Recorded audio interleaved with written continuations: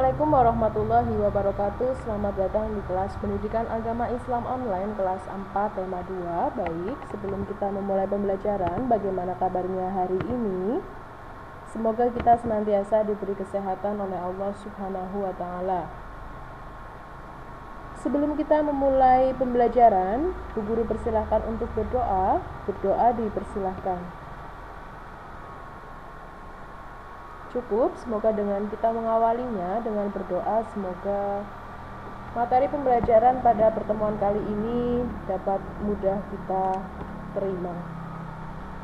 Pada pertemuan yang telah lalu, telah Bu Guru sampaikan 25 Nabi dan Rasul. Berikut Bu Guru ingatkan kembali melalui lagu di dalam video yang akan Bu Guru putar. Silahkan bisa kalian ikuti dan kalian perhatikan baik-baik.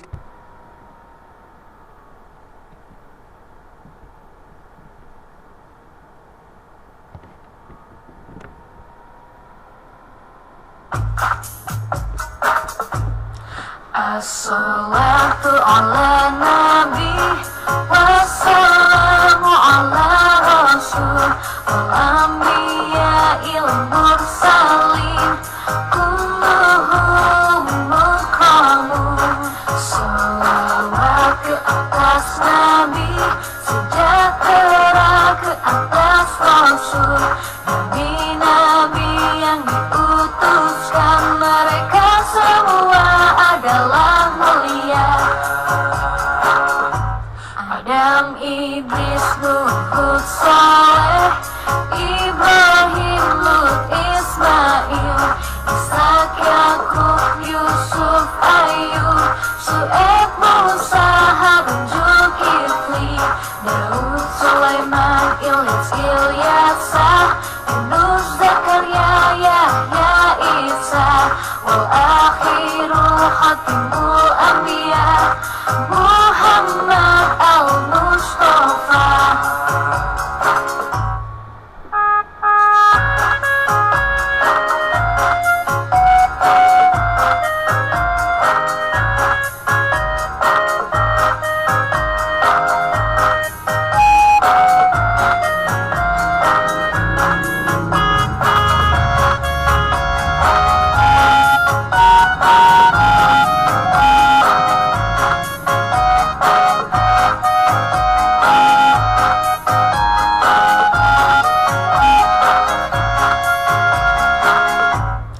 As-salatu ala nabi wassalamu ala rasul wal anbiya'il mursalin kulluhum mukramun. Salawat ke atas nabi, sejahtera ke atas rasul, nabi-nabi yang diutuskan, mereka semua adalah mulia. Adam, Idris, Nuh, Hud, Saleh, Ibrahim, Lut, Ismail, Ishak, Yakub, Yusuf, Ayub, Syuaib, Musa, Harun, Zulkifli, Daud, Sulaiman, Ilyas, Ilyasa, Yunus, Zakaria, Yahya, Isa, wal akhirul khatimul anbiya, Muhammad al-Mustafa.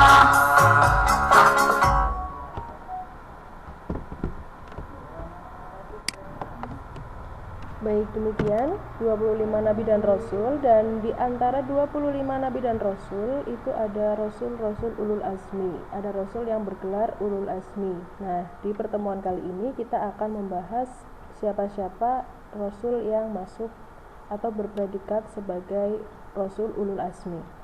Sebetulnya Ulul Azmi itu apa?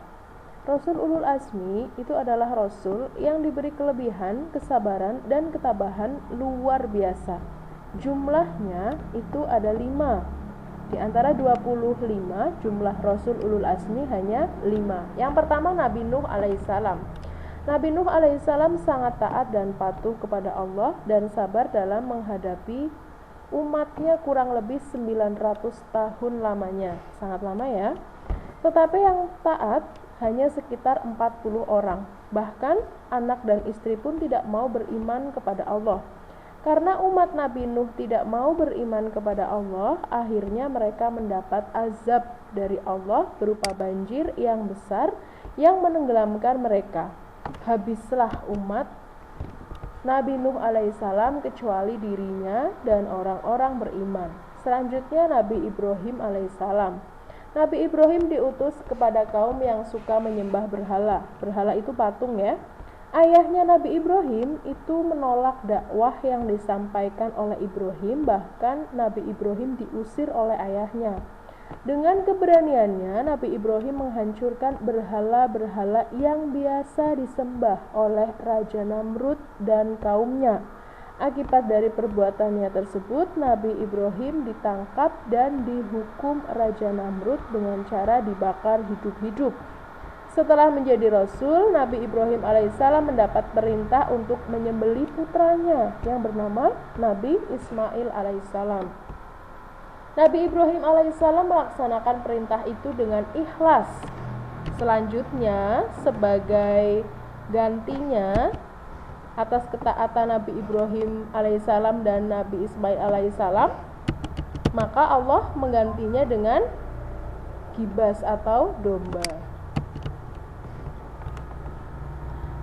Selanjutnya yang ketiga yaitu Nabi Musa alaihissalam. Pembelaan Nabi Musa alaihissalam pada Bani Israel dan kekejaman Fir'aun merupakan ujian yang sangat berat.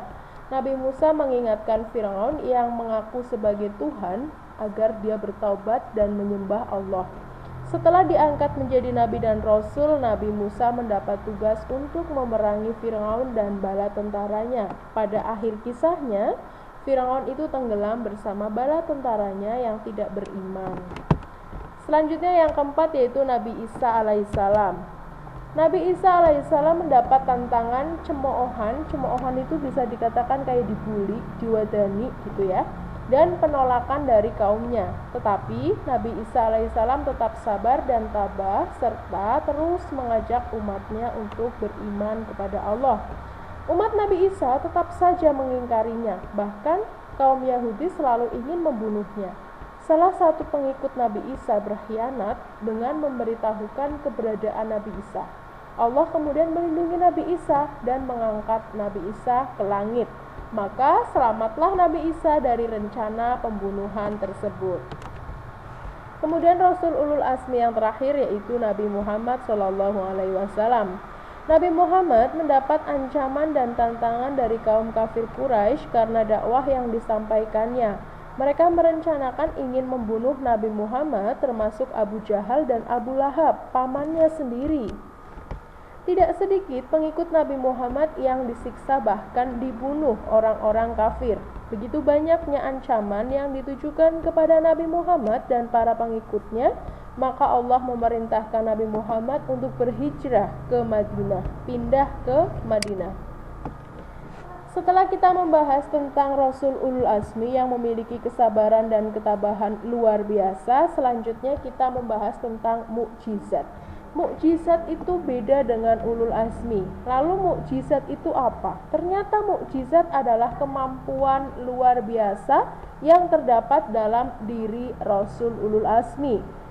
Yang pertama Nabi Nuh, mukjizatnya dapat membuat perahu yang dapat menyelamatkan Nabi Nuh dan kaumnya dari banjir besar. Yang kedua, Nabi Ibrahim itu memiliki mukjizat tidak hangus dibakar oleh api saat dibakar Raja Namrud. Selanjutnya Nabi Musa memiliki mukjizat tongkat yang dapat berubah menjadi ular besar yang memakan ular-ular kecil ciptaan tukang sihir Raja Fir'aun. Dalam kisah juga diceritakan bahwa tongkat ini dapat membelah Laut Merah. Selanjutnya Nabi Isa memiliki mukjizat dapat membuat burung dari tanah liat dan meniupnya supaya hidup seperti burung yang sesungguhnya, menyembuhkan orang buta bawaan, menyembuhkan penyakit kusta, dan dapat menghidupkan orang mati dengan izin Allah Subhanahu wa ta'ala, walau hanya sebentar. Yang terakhir, Nabi Muhammad SAW memiliki mukjizat dari celah-celah jarinya memancar air yang dapat menghilangkan rasa haus dan dahaga para pengikutnya. Kemudian dapat membelah bulan menjadi dua. Isra Mi'raj ini juga termasuk mukjizatnya Nabi ya, karena bisa berjalan-jalan sampai Sidratul Muntaha itu hanya dalam waktu 1 malam. Kemudian Al-Quran ini juga merupakan mukjizat dari Nabi Muhammad. Selanjutnya yaitu sifat-sifat Nabi dan Rasul. Ada 4 sifat wajib. Yang pertama sidik. Sidik dalam bahasa Arab yang artinya itu benar atau jujur. Jadi seorang Nabi dan Rasul selalu memiliki sifat jujur. Yang kedua amanah. Amanah artinya dapat dipercaya. Yang ketiga tabligh artinya menyampaikan. Yang keempat fatonah artinya cerdas. Baik, demikian pembelajaran pada pertemuan kali ini. Bu Guru cukupkan. Sampai detik ini belum ada tugas yang harus dikirim. Pada pertemuan yang akan datang, kita akan mengadakan penilaian harian untuk tema 2. Materinya tema 2 berarti dari video pertemuan lalu dan video ini. Silahkan kalian pelajari, catat materi-materi atau poin-poin yang bersifat penting. Gunakan untuk belajar persiapan menghadapi penilaian harian tema 2. Sampai di sini tidak ada pertanyaan. Jika ada pertanyaan silakan kalian ketik di kolom komentar description box YouTube ini. Bu Guru tutup dengan salam. Wassalamualaikum warahmatullahi wabarakatuh.